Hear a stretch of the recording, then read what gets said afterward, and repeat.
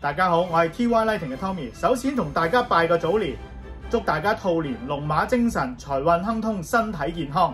我哋嘅農曆新年假係由1月20號星期五開始，去到1月30號初九正式啟始。咁有乜嘢查詢，記得 WhatsApp 我哋會喺營業時間盡快回覆你。